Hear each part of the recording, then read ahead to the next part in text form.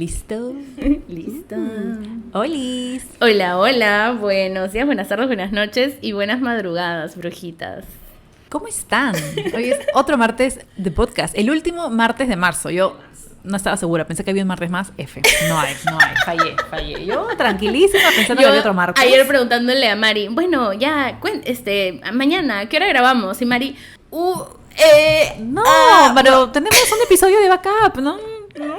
No hay grabación. Y es como que, no. No, ese es para la próxima semana. Porque encima F. como saben, es de los que estamos haciendo junto con Placeres y los estímulos económicos, gracias a los estímulos económicos del Mincul. Así que comenzamos con unos anuncios. Pero antes que nada, por si acaso, yo soy Fer. Y yo soy Mari. Por si acaso, somos Aquelarre Lector. Nos puedes seguir en Instagram como Aquelarre Lector-bajo. No se olviden de seguirnos por Spotify también, de poner sus 5 estrellitas. Y eso.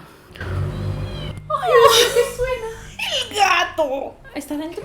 No, está afuera. Está pidiendo que le abra.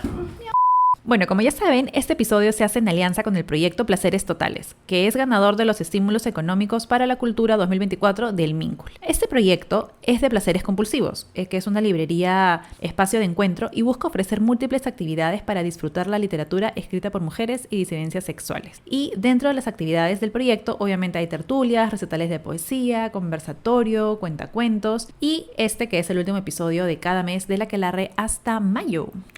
¡Qué emoción!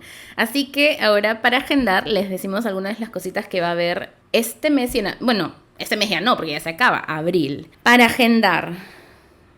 Bueno, sí, este mes también. Ups. Para agendar, este jueves 27 a las 7 habrá un hermoso recital de poesía que se llama Leemos a Maestras de la Poesía Peruana y ellas nos leen. Luego, en abril, volvemos con las tertulias, cuentacuentos, recital de poesía y, por supuesto, un nuevo episodio de La Aquelarre, la última semana del mes, acuérdense. Y tampoco dejen de seguir el Instagram de Placeres Compulsivos. Los pueden encontrar como Placeres Compulsivos en Instagram para conocer sobre todas esas actividades y estas cosas hermosas que va a haber en la librería en las próximas semanas. Así que sí, muchísimas gracias a Placeres Compulsivos. Amamos esto y que comenzamos. Claro que sí, empezaremos. Bueno, el episodio de hoy va de un vínculo que, querramos o no, creo que nos atraviesa a todos, pero que no sé si pocas veces, pero al menos yo, a conciencia, pocas veces he leído en la literatura, y es la figura del padre y la relación con él. Pero no desde la idealización de la figura del papá superhéroe que puede todo y es como que súper así varonil. Y tampoco yéndonos al otro extremo del papá súper malo, sino desde una complejidad más real de este lazo, ¿no? Porque si bien hay papás que son bien cercanos, otros más lejanos, hay papás que son amorosos y otros que nos marcan de otras formas más difíciles, igual esta imagen de la figura paterna es bien potente en la vida, sobre todo de las chicas. Sí. Sobre todo de las chicas. Y claro, algo que también es bien chévere es ver esta figura del padre, no solamente como el padre biológico, sino que muchas veces hay otras figuras paternas o padres adoptivos o tíos que también tienen este rol de papá, o los daddy issues también. También. De eso bastante. Para repartir. Recontra que sí. Y claro, más allá de la relación que exista o que no exista, porque claro, yo me acuerdo que tengo amigas, por ejemplo, yo siempre hablando de mis amigas, ya nunca me van a contar nada, que me dicen, no, la verdad es que mi papá siempre ha sido ausente, pero yo nunca lo he necesitado, y es como que todos los daddy issues sabidos y para ver. Claro, a veces esta no presencia o esta no relación también influye. Sí. También marca, sí. Y el hecho de tener un papá presente también marca. También, no creo claro. Que estamos locas por tener padre. Incluso esas relaciones de medio limbo, ¿no? Que están parcialmente presentes, parcialmente no, cuando le conviene sí, cuando le conviene no. O están presentes físicamente, pero emocionalmente no. Ajá. Sí, esos son peores. Y claro, muchas escritoras han explorado todo esto desde diferentes partes, con una honestidad. No sé, yo siento que la diferencia es entre lo que escriben las chicas de sus papás y los chicos pericos de sus papás, cala diferente. Me imagino que será por el género y por las épocas, ¿no? Pero siento que sí, que esa honestidad con la que escriben las escritoras, es algo que me hace a mí como que sentirlo, wow, me gusta, quiero seguir leyendo. Algo que noté, pero de nuevo, no sé si es real, porque lo que buscamos en internet no siempre es real, que es cuando busqué tenía varios libros en mente, ¿no? Sobre paternidades y estas relaciones, pero algo que me pasó fue que, justo le contaba a Mari ahora, de pronto matar al padre, no me acordaba nada. Geografía de la oscuridad, que también es sobre paternidades, sentía que o sea, como que me acuerdo de que me gustó y de que me pareció interesante y no sé qué cosa, pero no me acordaba como en concreto de las historias. Y no sé qué onda mis dadillos, qué guapa.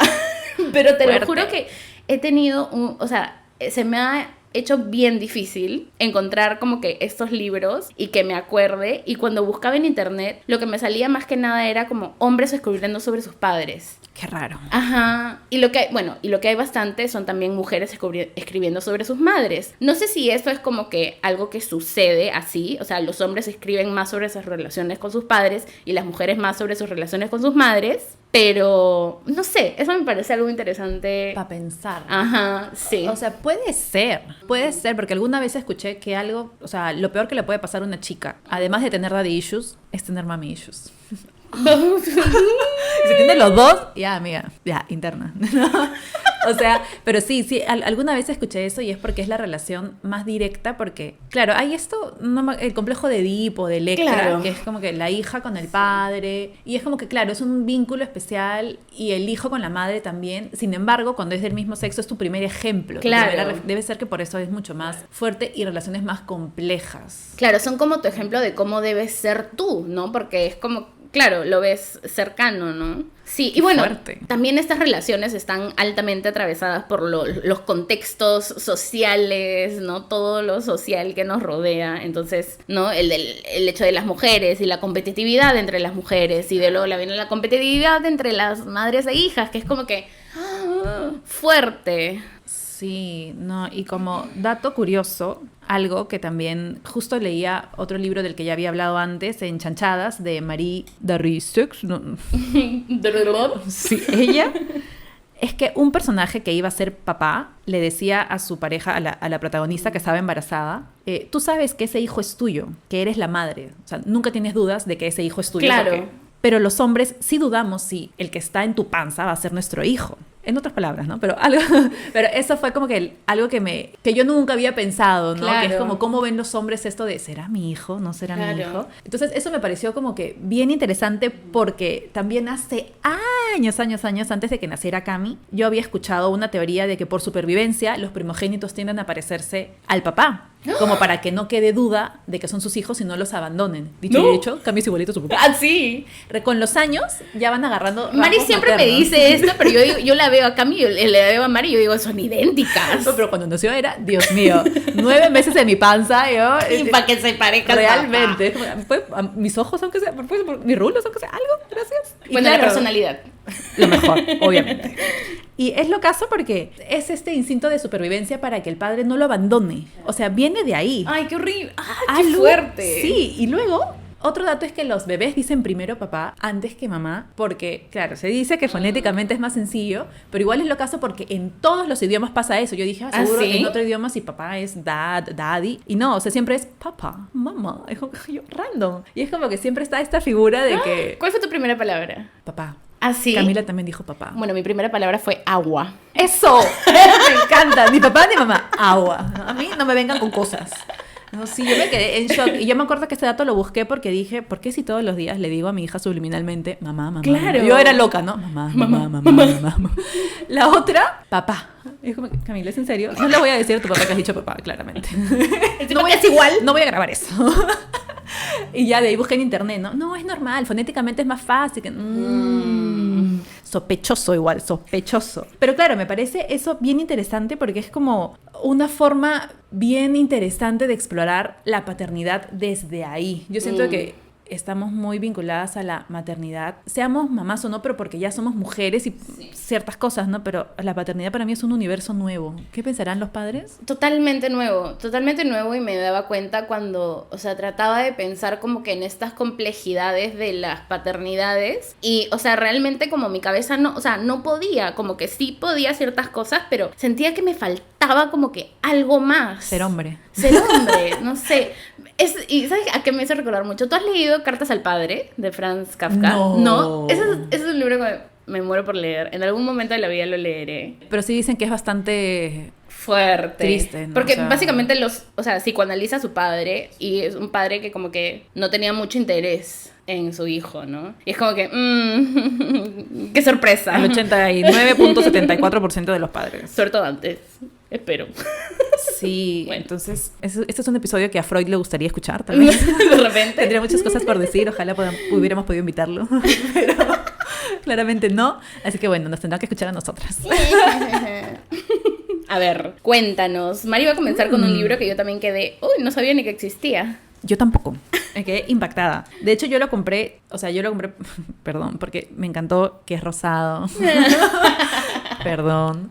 Me Que gustó vengan un los montón. haters. Ups, dije, pucha, está lindo, rosadito, me gusta. Lo compré, estaba en plástico y decía que era poesía, pero en verdad es prosa poética, que igual hermoso. Y este es el primer libro de Clío Mendoza, su primer poemario, porque Furia fue su primera novela. Entonces, claro, yo la conocí por Furia, que no lo he leído, pero Fer sí ha hablado de este libro en el podcast. Y este libro no lo tenía ni mapeado. No, yo tampoco. Ni mapeado. Ahora, ella es una autora mexicana nacida en el 93 y es licenciada en Letras Hispánicas por la Universidad Autónoma Metropolitana. Y claro, ha sido reconocida por un montón de premios, becas. Este libro ganó también sus premios y todo. Y habla mucho de lo que son las violencias, los pueblos originarios y la memoria. Entonces, este libro habla un poquito de esto, del trauma generacional. Tenemos a dos protagonistas que son abuela y nieta, ambas llamadas Ofelia. Y básicamente, el libro se llama, nunca dije el nombre del libro, el libro se llama Anamnesis. ¿Qué significa? ¿Qué es? What the fuck, yo también. ¿Qué es eso?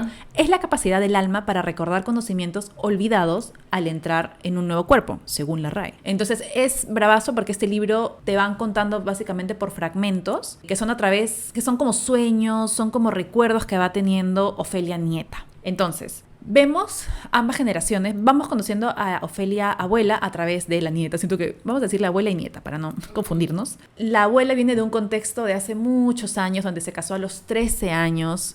Su esposo era mucho mayor, tuvo relaciones sexuales con ella por primera vez antes de que incluso le llegara la regla. Y era como que el esposo quería un hijo, pero su esposo todavía no había tenido la regla. Entonces vamos conociendo ahí la historia de la abuela, de la abuela, de la abuela. Y luego damos un salto cuántico en el mundo y llegamos ya casi a los 2000, donde está la Ofelia nieta, que también vemos que atraviesa otro tipo de violencias, que uno dice, no, ya en estos tiempos las mujeres ya no son pasa nada. libres. Y también tiene otros tipos de violencia con su pareja, que también, una basura este hombre Gabriel. Y claro, en algún momento hacen esta conexión en el más allá, en la anamnesis, sí, lo dije bien, la abuela y la nieta. ¿No? Y es lo caso porque luego vemos que el abuelo fallece, ¿no? Que es la figura, o sea, no es que el libro hable principalmente de él, pero fue lo que me resonó un montón, porque el abuelo fallece y están todas las hijas y todas las nietas llorando, sufriendo por el abuelo, y la abuela Ofelia está como que sentada, como con una mirada perdida, porque claro, ha sido el hombre que la agredió de una forma normalizada en ese tiempo, porque era lo que tocaba, por ser mujer y ser esposa joven y todo, pero también ha sido tu compañero por 8.000 años. Entonces me parecía locazo, porque además luego vemos que cuando ella sufre estas violencias por parte de su esposo, empieza a escribirle cartas a su abuelo, como si pudiera hablar con él. Entonces le cuenta cosas desgarradoras, cosas súper fuertes, y al final es como que, amiga, ¿qué le cuentas a tu abuelo que le hizo pasar súper mal a tu abuela? Entonces vemos esta dualidad de el hombre que fue muy cruel con su esposa, pero la figura del abuelo que fue súper querido y amoroso con su nieta. Entonces, eso a mí me dejó pensando un montón porque, claro, ¿cuántas veces vemos a alguien mayor y decimos, ay, qué tierno ese abuelito? Y ni enterados que habrá hecho de joven, si habrá sido bueno o malo, es una basura, un violento. Jamás me encontrarás diciendo qué tierno ese abuelito. Ajá. Es que es algo que pasa un montón. Sí, claro, y que incluso, por ejemplo, cuando hablas de prisión, las personas mayores, hay como que un recurso, bueno, yo no sé nada de como de lo que le derecho. hicieron a Fujimori. Exacto, no quería. Pero claro, como que no, ya es viejito, hay que perdonarlo, todos envejecemos. Mira, hay cosas que se pueden perdonar. Puedo perdonar ¿Al robarte un pan, genocida? pero exacto, perdonar un genocidio es otra cosa. Lo mismo acá, ¿no? Uno puede perdonar que el abuelo, pucha, no sé, no sé, ¿qué le podría perdonar a un abuelo? Nada. Uy, yo no, Claro, yo no he tenido algo abuelos. casual. O sea que no sabría Sí, decirte. Yo tampoco, y de hecho creo que por Ah, eso sí. la figura paterna No, perdón, la figura del abuelo porque yo tampoco sé lo que es tener abuelo. Yo tampoco sé. El real lloremos. Claro, mi abuelo paterno falleció cuando mi papá era niño. Ajá. Y mi otro abuelo tenía otra familia y era súper ausente. Claro. Que lo conocí cuando yo tenía 15 y lo vi una vez y me regaló una casino de fresa. Desde ese momento no como casino de fresa, gente, solo casino ¡Qué de alfajor. fuerte! Lo único, ¡Qué fuerte! Sí, lo único, una casino, nunca me olvidé, una casino de fresa. Toma, nieta, yo como que... ¡Qué loco! Ya, hasta eso podría perdonar, pero que haya sido violento. Claro. Es que sí fue, porque el abandono es una forma de violencia. Es ¿ok? una forma, sí, claro. Entonces, bueno, pues supongo que por mis abuelos, grandpa issues, el tema me chocó un montón acá en terapia. Realmente, es que eso era lo que yo creo que tenía miedo de este episodio, que toca muchas fibras, pero bueno, ahí vamos. Chamare. Pero bueno, eso fue. Entonces, eso es básicamente lo de la figura del abuelo, ¿no? Que me pareció como, claro, para alguien puede ser, no, mi abuelito lindo, me llevaba al cole y me hacía esto, y la abuela está como que este hombre me violaba dentro del matrimonio. Entonces, aquí les voy a leer unas partecitas locas. Primero, la nieta Ofelia le pone, en una de las cartas así de Lulu que le hacía a su abuelo fallecido, ¿no? Abuelo, ¿cómo hago para no vaciarme? Si un día amanecí con la entrepierna morada y otro día me desperté a mitad de un jardín pequeño con las piernas mordidas. A mi lado estaba Gabriel, que me llevó a su casa y me hizo todo con violencia. A esa hora, señor, yo seguía ebria, no sentía, y en la tarde me desperté en su cama, con el cuerpo marcado. Entonces es ella narrándole como que sus episodios violentos que le hacía a su esposo, pero luego, en una de estas conexiones místicas con su abuela, como que se va enterando de lo que hacía el abuelo y le escribe otra carta. Y le pone, esta es la última carta. Abuelo, he sabido cosas de ti que no me gustan. Tendré que dejar de escribirte. Mi madre me lo ha contado todo. No es Gabriel la primera persona que mata a alguien que lo ama. Y no es la última. Entonces como que fuerte, ¿no? ¿Qué haces con esta herencia? ¿Qué haces cuando alguien que tú considerabas... abuelito, Claro. te enteras las cosas que ha hecho, lo minimizas, no, pero era de su época, o no, pero mi abuelita no dijo nada, no, pero ya cambió, no, pero ya falleció. Es también fuerte enterarte de las cosas que hacen los abuelos, o los padres. Claro, en este caso cumple un rol de figura paterna, ¿no? Claro. Entonces por eso es bien importante en el libro. Y luego, la otra figura paterna que también es bien interesante y he leído poquísimo en libros, es que en algún punto nuestra protagonista, Ofelia Nieta, pierde 2 hijos, tiene 2 pérdidas espontáneas y su pareja la abandona. La abandona porque le dice algo así como que es tu culpa que yo no pueda ser padre. Entonces me parece lo caso como para la mujer esta maternidad que no pudo llegar a su término, tiene que pasar ese duelo sola y el hombre se hace como que, mira, no nació, me voy, te dejo porque contigo no voy a ser papá, chao. Siendo violento, siendo abandonador, quiere tener hijos. Qué fuerte, me hace recordar, yo conocí una persona cuyos padres, o sea, tenía un hermano y este hermano lamentablemente falleció por un accidente y después de que sucede esto, el papá le saca la vuelta. Ahora, alguna vez yo con los datos alguna vez escuché que cuando una pareja pierde un hijo, hay como que muchas probabilidades de que se separen. Sí. Es muy probable que se separen, de que no, o sea, de que se desconecten y no puedan seguir juntos. Entonces, siempre me quedé con eso en la cabeza. Ya, son esas cosas que tú escuchas en conversaciones de adultos que no debiste escuchar y se te quedan marcadas. Sí. Era mi mamá rajando con sus amigas como que, ay, sí, pero sí. que no sé, ay, es que yo escuché. Y se quedó en mi cabeza desde la adolescencia y es como que yo tengo, o sea, cuando escucho esas historias digo, claro, es que alguna vez yo escuché y todo tiene sentido y es como que no, Mari, no. Porque está normalizado que los hombres abandonen, dejen y a las mujeres pasar los duelos después regresaron, ¿no? O sea, yo me enteré como que, sí, en algún momento, pero... Cárate la zona Ju. Y es como, ¿qué? Sí, no, fuerte. Entonces, bueno, esas son las paternidades que hay en este libro. Me gustó un montón. No es un libro que hable de padres y paternidad, sino son como que estos personajes que me resonaron justo por esas historias tan complejas y que yo había explorado poco, pero me llama bastante la atención. Y eso, sí, me gusta un montón. Es cortísimo, son 60 páginas. Sí, es chiquitito. Sí, y es súper rapidísimo. Esto lo leí, justo le contaba a Fer que ella estaba piscineando, hermoso, sin idea. O sea, yo pensaba leer poemas y terminé encontrando como que, ¿cómo es? Busqué cobre y terminé encontrando oro. Y dije, bueno, hablaremos de esto. Clio es genial. Y justamente yo quería hablar de Furia, pero dije, ya he hablado de este libro bastante y me gustaría hablarlo como que desde otra dimensión en otro episodio, así que bueno, ya, lo tuve que dejar, pero felizmente la trajiste. Sí, siempre. Amo. Así que si no la han leído, pueden leerla o con Furia, con Anánesis o con lo que encuentren porque tiene varias cositas. Algo tiene ahí Clio con las figuras paternas, ¿no? Sí, de hecho, por ahí leí que el otro libro que el otro poemario que tiene, Silencio, también explora más. Entonces, lo quiero, lo deseo. Almadía, por favor. sí, y es chévere porque habla de figuras paternas, no se enfuria, pero por ejemplo, aquí de familias de pueblos. Sí, ¿no? también. Porque su mamá era maestra rural y ella la acompañaba como que a varios pueblitos y vivían ahí, entonces conoce bastante de estas realidades. Es chévere porque, claro, Furia es muy parecido en varios sentidos a Pedro Páramo, y que es la novela de paternidad por excelencia, ¿no? Pero tenemos ahora Furia y de verdad que vale muchísimo la pena leerla. Pero bueno. Pedro Páramo, todos somos hijos de Pedro Páramo. No, basta, Lo verdadero.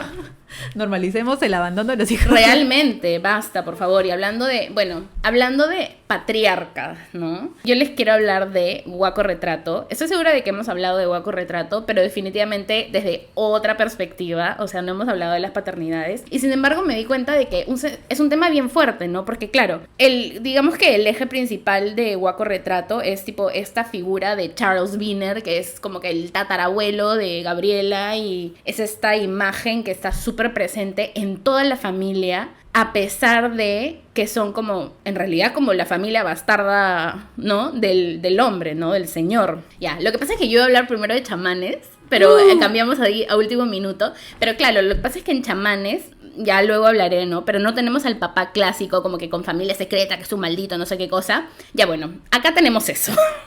Y este libro es también como que los encuentros que se ocurren después de la muerte de un hombre que pues tuvo dos familias, ¿no? Pero la protagonista, que es una de las hijas de este señor, dice más bien que, o sea, encima ella dice que ella ya sabía, nada más que nunca se había hablado, ¿no? En casa, nunca dijo nada. Y esto me pone a pensar como, probablemente esa esposa, la mamá, también lo sabía, ¿no? Nada más que son esas situaciones de las que simplemente no se habla, ¿no? Como para hacer que no existen. Justo la vez pasada estaba escuchando un podcast de un par de chicas que hablaban como que si le dirían a su amiga o si quisieran que sus amigas les dijeran si han visto a su pareja sacarles la vuelta. Sí, claro. Y una de ellas dijo, no me digas. Todos los hombres sacan la vuelta, prefiero que no me digas nada, que no sé qué. Y yo me quedé como, ¿qué? No, o sea, qué loco, qué fuerte. A mí una vez me dijeron eso, y eso será en otro story time. Para las suscripciones, contaré Para las el suscripciones. chisme. Ahí Sí, está. te conté. ¿En serio? ¿Cuándo? Sí, hay gente que simplemente y lo toma como, o sea, como un hecho y así viven, ¿no? Y esta chica es una chibola. Sí, pero esto también es por esto mismo que alguna vez lo escuchas y lo interiorizas. Claro. Y es como que, bueno, si todos los hombres sacan la vuelta, elige sufrir o no sufrir. Yo prefiero no saber para no sufrir. O sea, es un poquito de ese concepto. Terrible. Porque, claro, si para ti todos los hombres lo hacen, Claro, ¿qué vas a mejor hacer? no saber, claro. Y Claro. como que, no, hay gente Pero, decente. Sí, hay gente decente, se los juro. En serio, no se conformen por migajas, por favor, porque mejor estar solas que mal acompañadas. De verdad. O sea, no, que vivir tipo tratando de hacer oídos sordos y como que no te das cuenta de nada. O hay otro tipo de relaciones en todo caso que no son la monogamia, si es que quieren explorar. Claro, si quieres eso, entonces normal, pero entonces, claro, ¿no? La cosa es cuando son estos secretos, ¿no? Que todos saben, pero nadie lo habla. Exacto. Y esos secretos se te acumulan y es horrible. O sea, tienen repercusiones en tu salud mental, en tu salud física, en todo en realidad, Sí, ¿no? hasta en tu identidad, porque yo digo, También. claro, tiene un amante, tiene un hijo, y el hijo no sabe quién es su papá, no sabe quién es la otra familia, o sea, es un Claro. mejor, como que aunque sea por entre dos adultos que va a quedar ahí, chévere, pero Terrible. se multiplican. Sí. Entonces, peor porque ahí le generan un mambo a los babies. Totalmente. Qué fuerte, sí, qué fuerte. Ay, es que, ¿sabes? Es que me ha hecho pensar en una cosa bien fuerte. Cuéntalo. Bueno, mi papá falleció hace unos años y cuando estábamos haciendo lo de la sucesión intestada, primero se tiene que hacer como la publicación del fallecimiento en periódicos, ¿no? Como para el matrimonio. Claro, y el notario estaba como que súper enfático en eso. Y me preguntabas, ahorita no lo pienso, si con las mujeres sería igual, porque claro, lo que hacían era publicar esto para ver si tiene otros hijos. No, y yo era como que, no, obviamente no, pero obviamente no. O sea, no, obviamente no había, ¿no? Pero la duda... Pero esa, claro. Claro. Y sobre todo que te lo hagan tan enfático, no, se tiene que esperar porque si aparece alguien más que no sé qué, y es como que, ¿alguien más también para qué? ¿Para recibir qué, bebé? Tipo, no, también. No, pero y la pregunta que hacen, ¿no? Como Sí. que, no, yo estoy segura que mi papá no... Es que usted no ha visto los casos que yo... fuerte, sí. A mí eso o sea, me chocó, me sorprendió, porque yo decía, pero ¿por qué te estás cuestionando tanto esto? Pero bueno, aquí está, ¿no? Sí, a mí de hecho sí, no me sorprendería. Sí, o sea, yo me acuerdo que cuando era chiquita sí fantaseaba con que, ay, ojalá mi papá tuviera, como que yo siempre soñé con tener hermanos mayores. Claro. Yo cansada de ser la mayor, dije, ay, ojalá mi papá tuviera otros hijos, no me molestaría si tuviera hermanos mayores. Y ahora pensándolo, what the fuck, Mari, what the fuck, Mari, ¿qué pasaba por mi cabeza de adolescente? Eso me pasa por ver Disney. Pero bueno, regresando al libro, regresando a la trama, otro tema paternal, y que de hecho es el tema central, ¿no? Como les digo, es lo del tatarabuelo Wiener, ¿no? Que es una figura como del patriarca de la familia, usado como emblema de valía y superioridad por sobre las personas que no tienen un familiar famoso que casi encuentra en Machu Picchu. Ni siquiera lo encontró, casi. Es esta figura del patriarca europeo en la familia, que sería más bien el lado bastardo en realidad, ¿no? Y no reconocido de algún hijo que dejó tirado, pues, ¿no? En su estadía, en una de esas que venía a robarse guacos y niños para llevarlos al museo, ¿no? ¿Se llevaban niños al museo? Sí. ¿Vivos? Sí, ¿tú no sabes de los zoológicos de humanos que había en Europa? Muero, no, impactado. Se llevaban gente de acá para ponerlos en museos, como mira, tu indígena, los cuerpos indígenas. Qué fuerte. Y ese libro yo lo he postergado. Tenías que empezar por ahí, Fer. Ya está. Yo lo he postergado hace 500 años, ¿te acuerdas? Ajá, lo conseguí sí. Todo en un trueque. No, tienes que leerlo. Okay. Sí, porque claro, esto yo no me acuerdo si me enteré con el libro o si lo había escuchado en algún momento, pero no me hagas claro, esto, Fer, no me hagas esto. Lo ves ahí, es como fuerte, sí.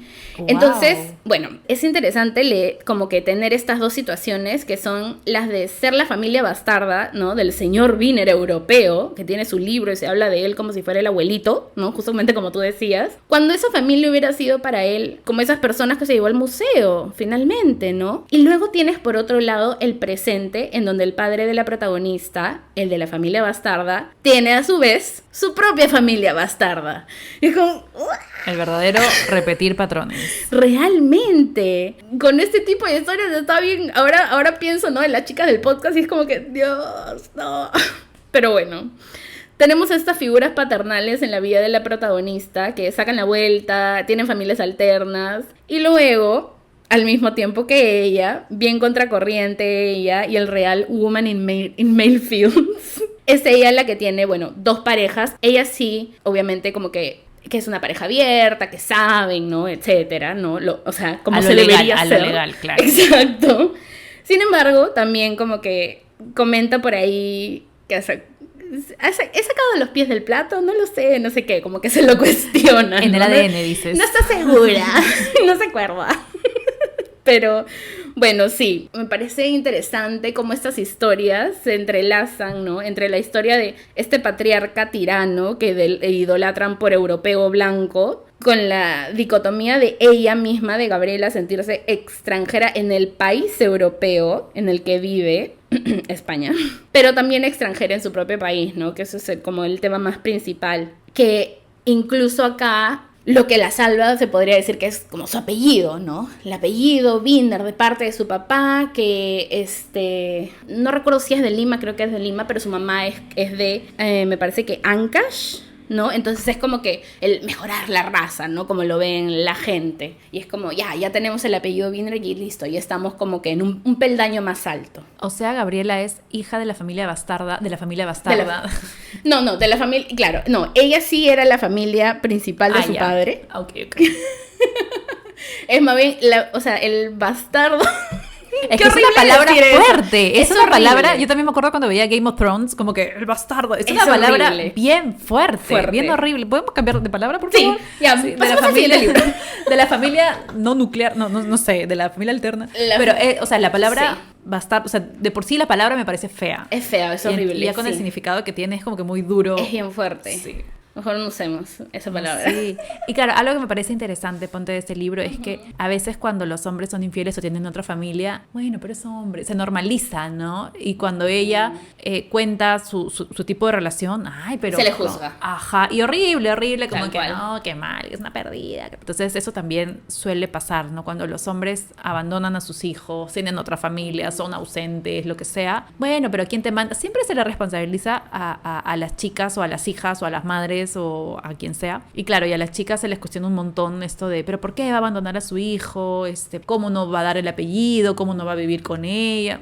F. Sí, y como que esta imagen, justo como tú decías, ¿no? El patriarca, el papá máximo, que es el abuelo, el tatarabuelo, el no sé qué, y como que esta figura tan enorme, cuando en realidad son personas... Son humanos terribles. Comunes y corrientes. O comunes y corrientes, por último, ¿no? Pero claro, de alguna manera, toda la obra que hizo, todo la labor, entre comillas, que hizo, ya como si justificara, como claro. que es de otro país, no, es que eso justifica, pues es que ellos vienen acá de viaje. No me acuerdo, en el colegio creo me enseñaron esto, que justificaban que cuando llegaron los conquistadores, entre comillas, los españoles, por ejemplo, acá, hubo mucha matanza de mujeres, violaciones, o esto de hijos mestizos, todo esto mezcla de razas, porque llegaron hombres solos y que para colmo eran salidos de la cárcel, ¿no? Pero que si hubiera sido como en Estados Unidos, que llegaron los ingleses y que fueron en familias, la dinámica fue diferente. Y no, igual hubieron violaciones, igual hubieron mestizajes, igual hubo matanza de razas, claro, completa sí. de razas, ¿no? Pero siempre se suele como que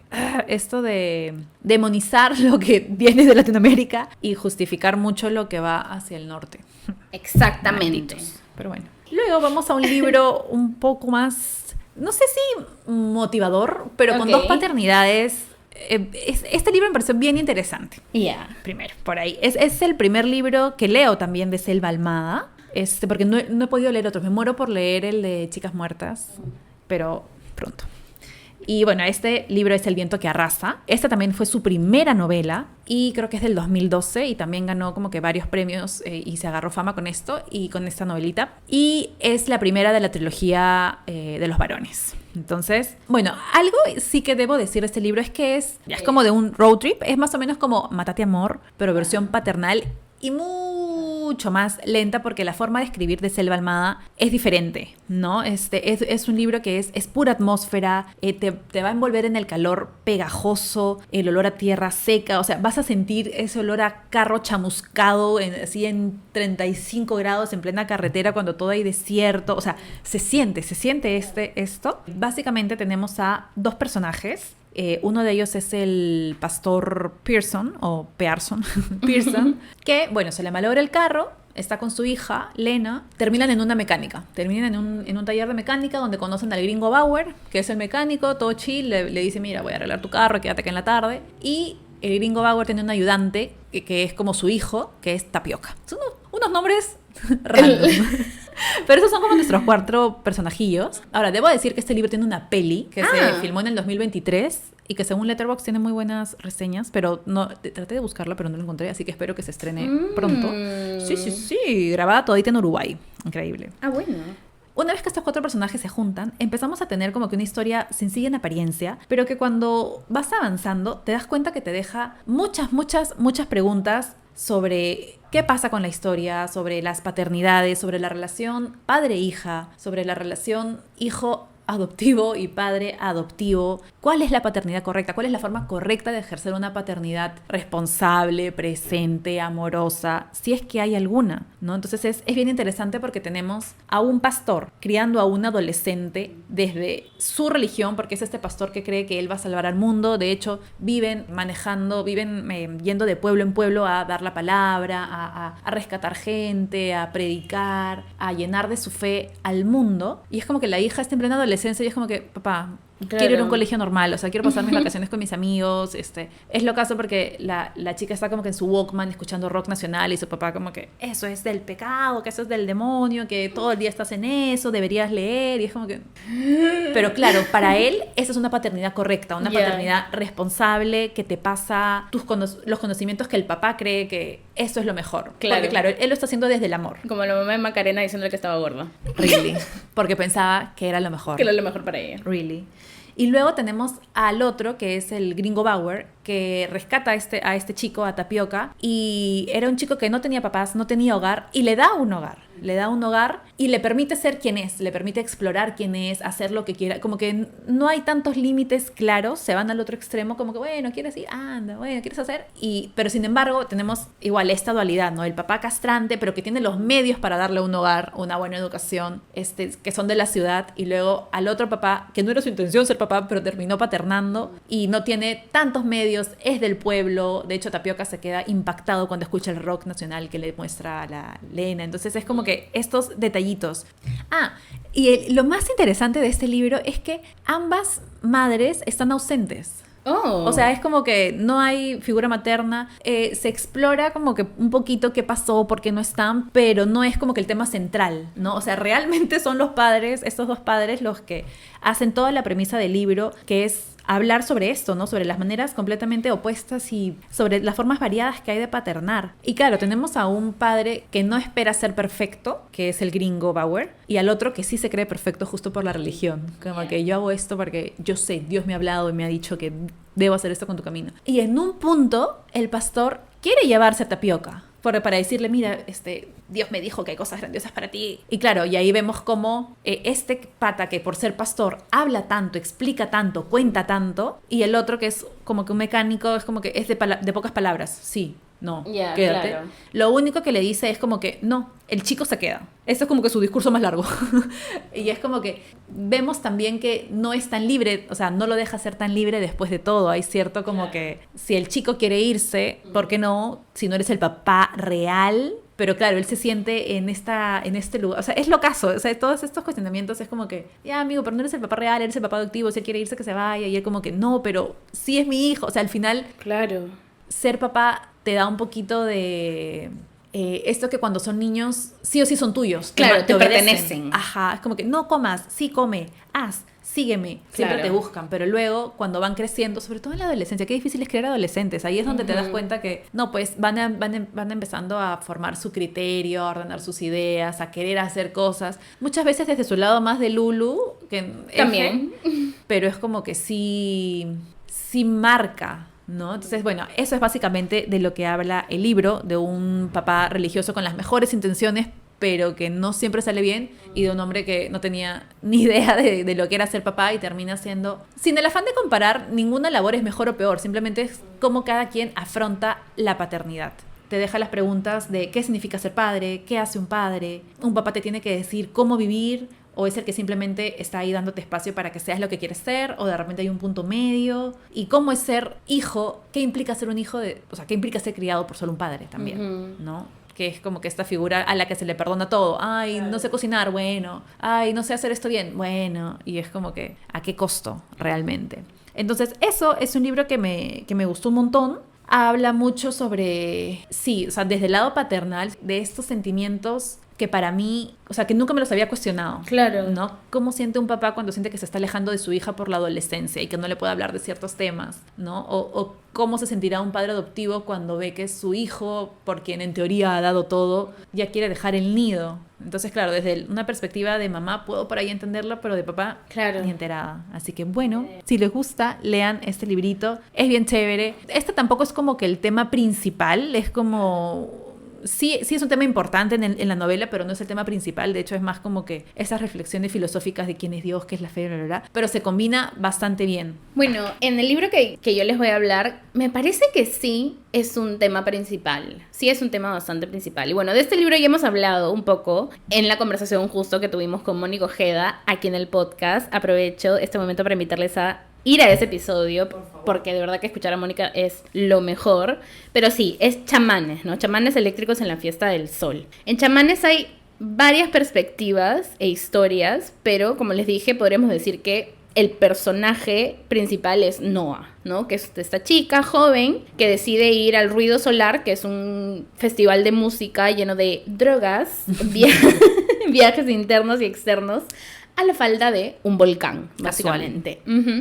Se va con su amiga Nicole. Y en realidad, claro, ellas lo que hacen es huir de una ciudad violenta en la que también están rodeadas de desastres y penas para básicamente huir y como perderse, ¿no? Y dejar todo eso atrás, al menos por un momento, pasarla bien. Rodearse también de gente similar, o sea, que está en las mismas drogas y ese tipo de cositas, ¿no? Lo que finalmente nos damos cuenta es que ella también está en búsqueda de un padre que la abandonó. Y la abandona de pronto un día en su cara, antes de siquiera irse físicamente, ¿no? Es este como abandono antes de la ausencia física, que es, creo que más doloroso, no Realmente. sé. O sea, muy fuerte realmente, ¿no? Y es aquí donde entramos al tema, ¿no? Al tema del que estamos hablando, y es que esta es una situación particularmente difícil, creo, de razonar, porque estamos frente a un padre que aparenta ser una persona buena, ¿no? Pacífica, que no le hace daño a nadie, pero no siente nada por su hija.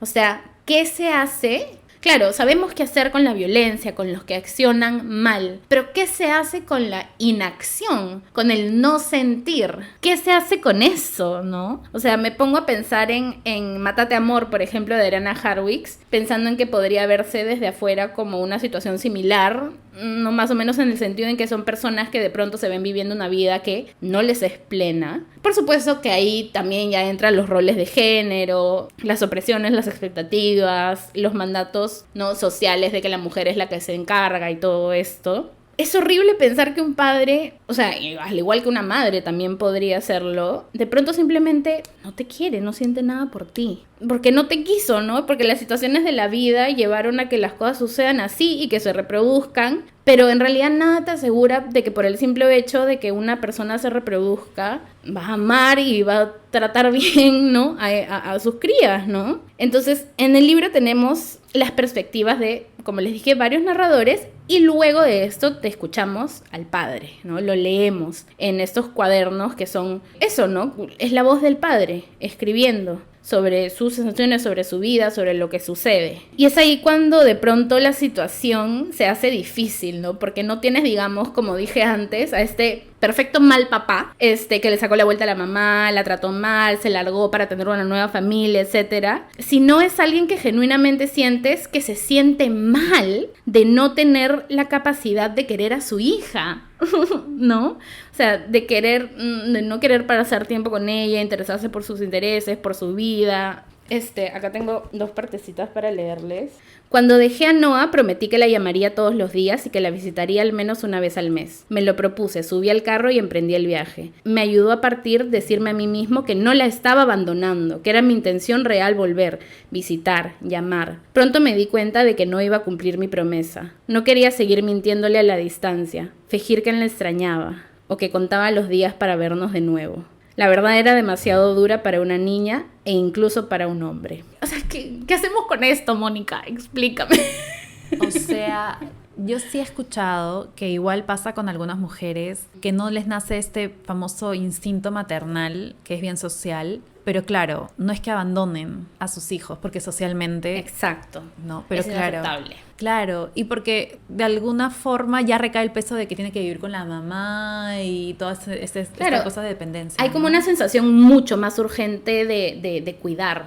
Sí. ¿No? De parte de las mamás. Y de ahí vienen a veces estas relaciones complejas con las mamás de amor-odio o pasivo-agresivas, ¿no? Que son mujeres que no quisieron o no saben querer sanamente o tienen como que este resentimiento hacia los hijos e hijas y los tratan mal. Pero claro, hay que agradecerles porque no abandonan. Entonces, no entiendo como que qué es peor, abandonar o no abandonar y ser criado. Porque claro, el papá pudo quedarse, pero como que no quiero jugar contigo, no quiero verte, vete. Exacto. Entonces, ¿qué es peor? No sé. Eso es lo que yo me cuestionaba, ¿no? Porque, o sea, ¿qué haces? ¿Lo fuerzas al papá a que la quiera?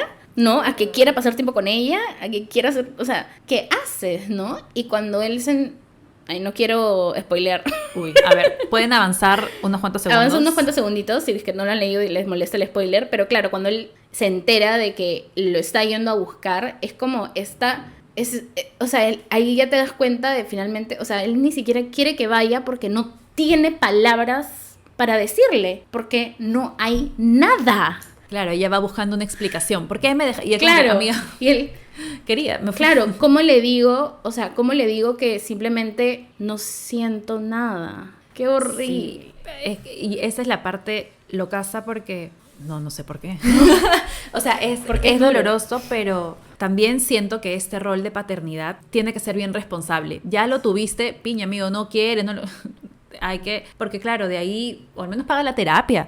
Al menos. Porque si no quieres conversar con tu hija, chévere, pero el dolor que le estás dejando a un ser humano, Claro. o sea, traer a un ser humano para... Claro, no podemos obligar al padre a que sienta cosas, pero sí hay un colchoncito para la terapia. Claro, pero tendría que haber algún tipo de responsabilidad. De responsabilidad, sí, porque, o sea, claro, porque si lo piensas en que la mujer usualmente, o sea, la gran mayor parte del tiempo va a asumir esa responsabilidad a pesar de no sentirse preparada o lo que sea, o que incluso se les obliga, ¿no? A tener esas responsabilidades. Nada, pues no puedes pensar como del otro lado y decir, bueno, sí, pues listo. Claro, y es muy satanizado también si una mujer abandona a sus hijos en la iglesia, a un bebito, ya adolescente, lo que sea, es muy satanizado. Pero todavía es lo caso que cuando es de la figura paterna pasa esto y uno se cuestiona, pero está bien, es como que... Claro, es como más permisible. Sí, es hasta más esperado, más normalizado, sí. Como que bueno, pero no la quería, fue sincero. Ya, gracias. Claro, y como es más esperado, entonces lo pasamos. Duele menos, claro. Sí, es como que... Sí, entonces eso también para pensar. Para pensar. Pero luego, por ejemplo, tienes después vamos a hablar de Annie Ernaux y acá vamos así. Sí, la cháchara. Fuerte, porque después tienes, claro, por ejemplo, en Annie Ernaux tiene a este papá que un buen día intenta matar a su madre. ¿Por qué? Porque estaba viviendo una vida en la que, o sea, no se sentía a gusto, que se sentía totalmente fuera de control, ¿no? Entonces como que, ¿qué es mejor? Nada. No tengan hijos. No tengan hijos si no quieren. Sí, y si quieren, mejor por si acaso no tengan. Porque algunos queriendo, de ahí pasan cosas y se van. Sí, o sea, no se reproduzcan, basta, ya hombre. Basta. Sí. Realmente, todos que nazcan con vasectomía, porque ya yo, sí, no sé qué pensar. Pero claro, luego también tenemos personajes como, por ejemplo, me acordaba ahorita que decías de los papás imperfectos al de Cometierra, ¿no? También, que es claro. como medio ausente, pero de ahí vuelve a ser como que su acto de soy tu padre. Sí. Y luego como que ya, te salvo y luego sí. chao. O sea, y hay que agradecer eso. O sea, así como hablamos de las migajas en el amor romántico, también hay que hablar de las migajas en el amor paternal. Honestamente sí, porque vemos migajas como cosas enormes. Ay, me saludó por mi cumple. Ajá, wow, me dio un regalito. Best daddy ever. Sí. Entonces, eso. Mejor no se reproduzcan. Pero bueno, volviendo con Annie Ernaux, es una locura porque tiene 2 libros, no uno, es que ahí vemos cómo son los daddy issues, sino 2 libros que hablan sobre su padre. Yo voy a hablar con el más tranqui, yo empiezo con el más como que chill, que cuando yo no sabía del libro del que va a hablar Fer y cuando me contó la trama dije que es el mismo señor que impactada en un multiverso, sí, lo caso. Annie Ernaux sí se ha caracterizado un montón por escribir desde un lado bien personal. Entonces, ese es el primer libro que yo leo de ella. F, yo sé, me falta el acontecimiento, me falta pura pasión, sí. No, pura pasión creo que sí lo he leído. Me falta el acontecimiento, que es el más conocido. Dios mío, algún día lograremos. Pero el lugar, me llamó mucho la atención porque habla del distanciamiento, más bien con su papá por temas sociales. Entonces fue como que, ¿qué? Era un tema que yo nunca había pensado ni nada.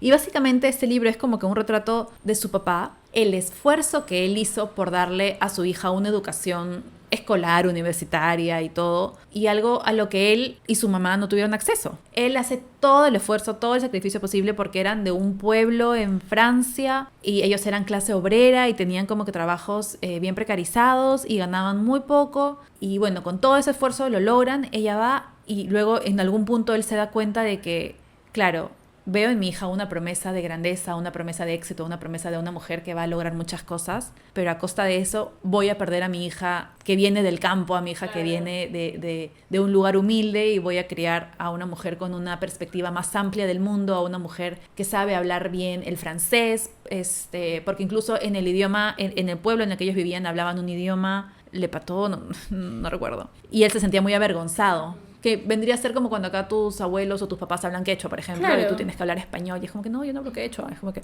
algo así. O sea, lo relacioné mucho con las migraciones, con las familias que tienen padres o abuelos que han sido migrantes, ¿no? O las familias que tienen familiares al interior del Perú, valga la redundancia. Pero sí, me pareció bien fuerte porque ella sentía que el papá era bien consciente de todo esto y de alguna forma está agradecida porque es como que, bueno, sabiendo esto, no fuiste egoísta, me diste todo para yo poder crecer. Y algo que también es bien chévere del libro es que tampoco ella lo idealiza por eso, ¿no? Es como que, bueno, era tu rol de papá y tenías que hacerlo porque está bien. Pero también hay momentos como que tiernos, que es como cuando cuenta que el papá era como que bien payasito, era bien reilón, era de risa fácil y hacía sus payasadas, o cuando cuenta que ella está aprendiendo a montar bicicleta y el tipo la ayuda, o cuando va contando que era un hombre también de pocas palabras. Entonces, para colmo que ya hay este distanciamiento social, vemos que es un papá que también ha sido producto de esa época donde el hombre no llora, el hombre es duro, el hombre es como que tiene que trabajar y ser proveedor porque no voy a abrazar a mi hija, no, eso lo hacen los débiles, yo soy un hombre fuerte. Entonces, también es luchar con esto para colmo, claro, ¿no? Porque a veces, de repente, desde la parte social se pueden distanciar desde la parte económica, pero este cariño de, no, es mi papá, ven, te abrazo, vamos a comer pollito, no sé, era algo que claramente con su papá no iba a pasar. Claro. Porque su papá siempre era como que, no, tengo que trabajar, no, tengo que hacer, no, yo, hombre, macho, pecho, peludo. Y eso es algo bien generacional. Entonces es algo bien generacional, todos los boomers podrían ser, y recién creo que los padres millennials son como que un poco más chochos, cariñosos, y aún así hay varios que no, pero está como que más normalizado esto del papaluchón. Entonces es bien interesante esta parte. Yo no sabía ese lado de la vida de Annie, entonces me encanta como que no solamente leer su literatura, sino también conocer un poco más de ella sobre esto, ¿no? A través de este libro que también es cortísimo, y algo que sí había leído bastante de este libro y que se lo criticaban, es que es un libro con muy poco sentimiento, ¿eh? Es un libro como que, a comparación de, no sé, otros libros que ella tiene que son más apasionados, más sus opiniones, más como que tú sientes que te está gritando, ¿no? Aquí es como que todo bien parco, bien como que, bueno, y pasó esto, hice esto. Entonces como que dicen que le falta sentimiento, no solamente porque no idealiza y no juzga a su papá. Yo pensé que era porque el papá no quería que Annie escriba sobre él. En algún punto Annie pone: tendré que contar todo esto. Quería escribir sobre mi padre, sobre su vida y esa distancia que surgió entre él y yo durante mi adolescencia. Una distancia de clase, pero especial, que no tenía nombre, como el amor dividido. Él me había dicho, no escribas sobre mí, pero en verdad no he escrito un libro sobre él, ni siquiera sobre mí. Me he limitado a expresar con palabras la forma en que su existencia me ha afectado la vida. Escribo quizá porque ya no teníamos nada que decirnos. Entonces yo pensé que era por ahí, ¿no? Porque ella, o sea, su papá no solamente no quería que escriba sobre él, sino que no le gustaba la forma en que escribía Annie. ¿Te imaginas? O sea, papá, mira mi primer libro. No me gusta. Entonces, claro, venía por esta distancia cultural también, ¿no? Pero luego, Yafer me cuenta una anécdota que es que con razón el señor no quería que escriba sobre él. Así que, siguiente libro de Annie. Habría que ver cuál sale primero, ¿no? ¿Cuál sale primero? A ver, chequea. Este es del 82. Ajá. A ver, ¿Cuándo déjame sale confirmar. La vergüenza? No, este es del 83. Ya. Y este es del 97. Este sale después, o sea, ahí todavía tenía miedo, ahí todavía no quería hablar de lo que había sucedido, seguramente. Y yo también creo que por eso el papá no quería que escriba, porque podría estar esa parte. Claro, tenía miedo de repente que incluía el hecho de que un día el padre de Annie Ernaux trata de matar a su madre. Sí. Me encanta porque siento que completamos la figura. Realmente, sí, realmente. Y fue casualidad, ¿no? No nos pusimos de acuerdo para hablar de los libros.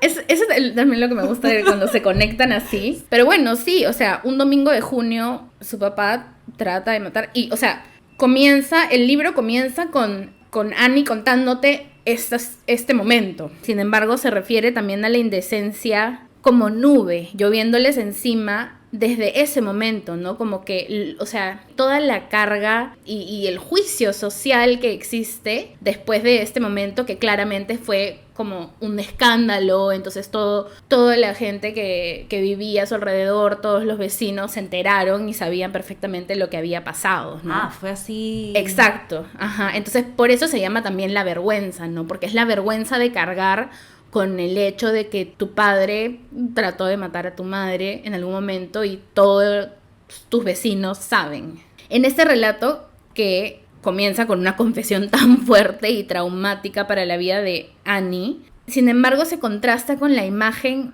positiva que aún después de cierta manera Annie mantenía de su padre, ¿no? Porque tenía tiene como esta... Y ahora que tú lo mencionas, ¿no? Que mencionas lo de este libro, pienso que también tiene como esta culpa, ¿no? De sentirse tan separada de su padre, ¿no? De sentirse como que están habitando dos mundos distintos, ¿no? En cierto momento. A ver, mire, dice, mi madre, que estaba de muy mal humor, no dejó de discutir con mi padre durante toda la comida. Una vez que hubo recogido la vajilla y pasado la bayeta por el mantel de hule, continuó dirigiéndole reproches a mi padre, sin dejar, como siempre, que estaba contrariada, de dar vueltas por la minúscula cocina encajonada, de entre el café y el colmado y la escalera que conducía al piso de arriba. Después oía a mi madre dar alaridos. «Hija», su voz provenía de la bodega, situada junto al café. Corrí escaleras abajo gritando «socorro» con todas mis fuerzas. En la mal iluminada bodega pude ver cómo mi padre agarraba con una mano a mi madre, no sé si por los hombros o por el cuello, y cómo en la otra tenía el hacha para cortar la leña, que había arrancado del tajo donde se encontraba normalmente. Lo único que recuerdo de aquella escena son los sollozos y los gritos. En la siguiente escena nos encontramos otra vez los tres en la cocina. Mi padre está sentado al lado de la ventana, mi madre de pie junto al fogón y yo sentada al pie de la escalera. Lloro sin poder contenerme. Mi padre todavía no ha vuelto a la normalidad. Temblaba y seguía teniendo aquella voz desconocida. Repetía, ¿y tú por qué lloras? A ti no te he hecho nada. Recuerdo que dije, van a volverme loca. Mi madre decía, vamos, ya ha pasado todo. Después nos fuimos los tres a pasear bicicleta por el campo de los alrededores. Al volver a casa, mis padres abrieron el café como todos los domingos por la tarde. Nunca más se volvió a hablar del asunto. Aquello ocurrió el 15 de junio de 1952, la primera fecha concreta de mi infancia. Hasta entonces el tiempo solo había consistido en un deslizarse de días y de fechas escritas en la pizarra y en los cuadernos. Qué fuerte. O sea, ella tenía 12 años. Porque ella nació en 1940. Tenía eso pone 12 52. años. ¿Cómo sigues con tu vida después de eso? O sea, yo de ahí entiendo todos los daddy issues de todos los libros de Desde Annie esta Ernaux. mujer, sí. Porque, claro, yo lo que veo ahí es algo que se habla poco, o al menos de lo que también he leído poco, y es que, claro, muchas veces decimos esta figura de que sí, mi papá le hacía esto a mi mamá, mi papá era violento, pero luego se habla... ¿Qué pasa después? ¿No? Claro, Cuando no lo botas de después... la casa, cuando no se va preso, sino que, bueno, regresa y, bueno, vamos a tomar café. Cuando ya la violencia es un ciclo normalizado. Exacto. De ya, te pego, todos ven, los hijos ven. Incluso la portada ahora me da otra sensación porque es la niña bajo la mesa, como que basta. Tal cual. Y es esto de cómo continúas con tu normalidad. Claro. Después de no solamente enterarte, verlo. Verlo.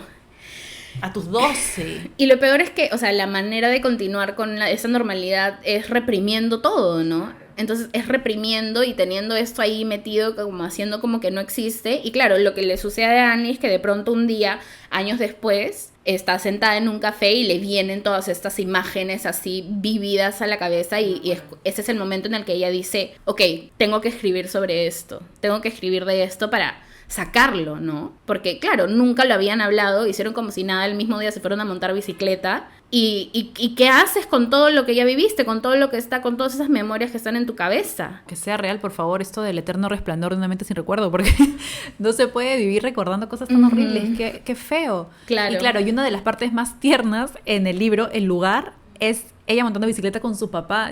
Y ahora, entonces, después lees este libro y es como... No. Todo muy dark. Adiós la ternura. Es que no digo que no creo que sea el mismo padre, porque es como que negar Claro. que los hombres puedan tener esta dualidad, que ya lo hemos visto. Pero es como que no lo vi venir para nada. De alguna forma, cuando vi el lugar, dije como que, mira, un libro que no es como que algo tan traumático o fuerte de ella, porque no porque el ser distante con tu papá no lo sea, sino por las experiencias que había pasado, pero luego Claro. viene la vergüenza y... Me imagino que en el lugar ella estaba tratando de, o sea, estaba en este proceso de reprimir todos esos recuerdos negativos, ¿no? Porque, o sea, ella dice, ¿no?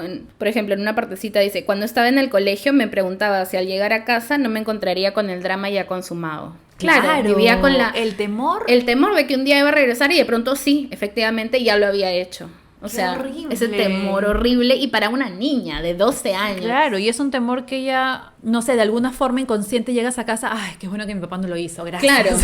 Claro, el alivio de, mi mamá está viva, ¿qué? Sí, Todos los días. Y agradecerle a la figura paterna de no haberla matado. Y claro, luego también crear esta, no sé cómo habrá sido su relación con su mamá, pero esto de, ¿por qué te quedas? ¿Por qué te vas? ¿Por qué me expusiste a esto? Exacto. No, se me hace como que una figura bien, bien posible. Dios mío, siento que es Macarena Vélez abrazando a su madre al final del episodio del Bolón de la Verdad. A pesar de todo lo que le hizo. Maldita sea. Te amo, mamá. Aquí para el contexto, para los que no son de Perú, el valor de la verdad, no sé Dios si sepan mío. qué es ese programa, pero no lo vean. No lo vean, la verdad. No, por favor. No. Y bueno, nada, o sea, claro, y tenemos estos hechos, ¿no? De lo que sucede y todo, pero también está todo el contexto, ¿no? Que tú nos has dado. Y otro contexto también es que ella describe, o sea, la manera en la que ella los describe a sus padres y su dinámica es madre dominadora, padre que pulveriza su sumisión con un gesto mortal, así lo dice ella, ¿no? Entonces era como que un hombre que se sentía que estaba constantemente como reprimido, pues, ¿no? Por esta mujer que lo dominaba, ¿no? Obviamente que, o sea, dentro de ahí también entran todas las cosas sociales, claro. ¿no? De, yo soy macho, entonces tú no me puedes hablar así, no sé qué, masculinidad tóxica y toda la huevada. Pero claro, después conocemos el contexto de la familia, que son del campo, que de todas maneras es una situación distinta, ¿no? Annie describe a su padre como un hombre al cual no le interesa hablar bien, utiliza el lenguaje no como citadino, ¿no? Como lo que tú decías, sino, no me acuerdo cuál fue lo que dijiste, pero no es como un idioma, sino es como... Un lenguaje. O sea, es como una manera de hablar Ok, de ok. las personas del campo en Francia, ¿no? Que básicamente tiene errores. El patois. Claro, Así. exacto, sí, sí. Que, o sea, que en realidad es como que diga...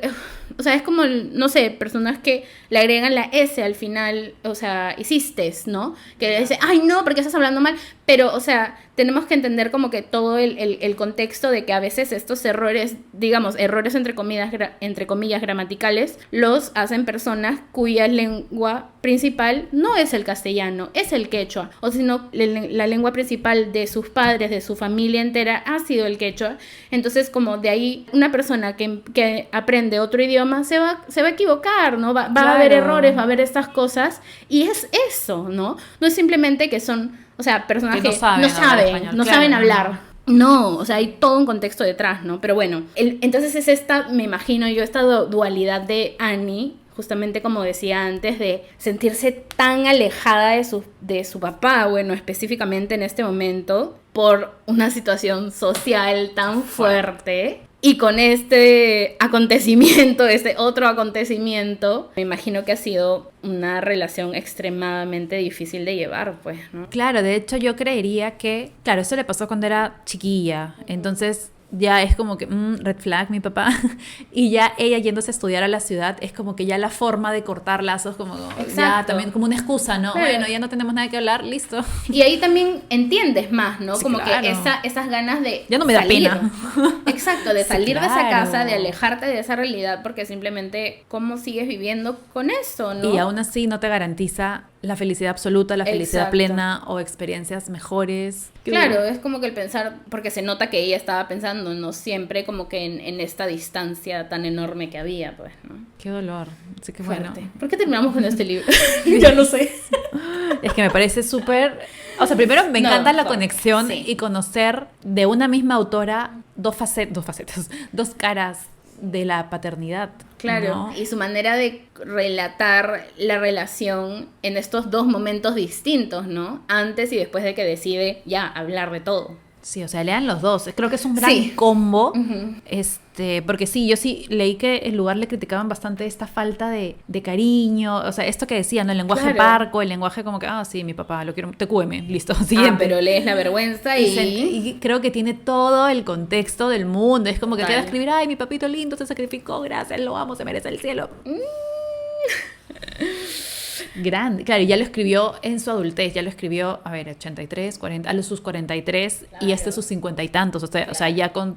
¿Cuántos años de tener que procesar eso para recién poder hablarlo? Y ya procesarlo como adulta. No sé si Ujú. sus papás seguirán vivos o no, ya si no lo habrán creo. leído. No, o su mamá no. de hecho no, porque tiene también libros sobre la enfermedad de su madre, ¿no? Que le da Alzheimer y todo eso, sí. Pobre Annie, maldita Sí, sea. basta, déjenla hacer un libro feliz, Andy, por favor, un libro feliz. Bueno, felizmente ganó el Nobel. Ahí está. Sí, Un poco de hermoso. compensación. Sí. Pero bueno, eso Sí. es. Bueno. Unas últimas palabras. Sí, si tienen libros de paternidades Sí. que sean positivos, recomiéndenlos. Por favor, porque yo de verdad que no encontré. Es que es lo caso, ¿no? Porque pienso, por ejemplo, en este libro de Renato Cisneros, el que habla de su papá. ¿Verdad? ¿Cómo se llama? Un día te mostraré el desierto o algo así. Ya. O sea, creo que también es algo así como Waco Retrato, Ya. versión hombre. Me parece que es algo así, que es sobre su papá o su abuelo, que también tuvo una otra familia, algo así, no estoy segura, pero alguna vez escucho yo hablando de repente es otra cosa y yo hablando. Y claro, él recién se empieza a cuestionar, o no es que recién se empieza a cuestionar, ¿no? Pero es como que se cuestiona a mayor profundidad esto cuando va a ser padre. Claro.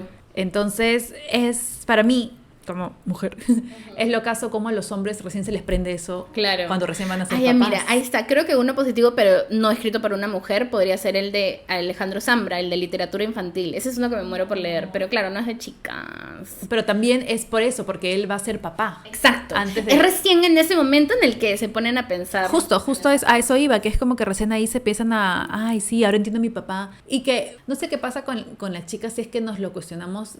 O sea, la maternidad, sí, desde siempre, porque es Sí. lo toman, lo dan por sentado en ti. Pero creo que la relación con el papá es algo que está desde siempre, que parte desde, si está ausente, ya, o sea, ya hay una relación que no va a haber, o una relación intermitente, o él va a venir cuando tienes 18 y es como que, ¿qué hago contigo, Aquí man? O sea, estoy. sí, ¿qué hago ahora? No entiendo. Uy. Te necesité qué a los fuerte. 5, ¿no? Ahorita. Entonces, y el que esté también implica mil dramas, ¿no? Como el que sea ausente, no sea ausente, que sea violento, que no sea violento.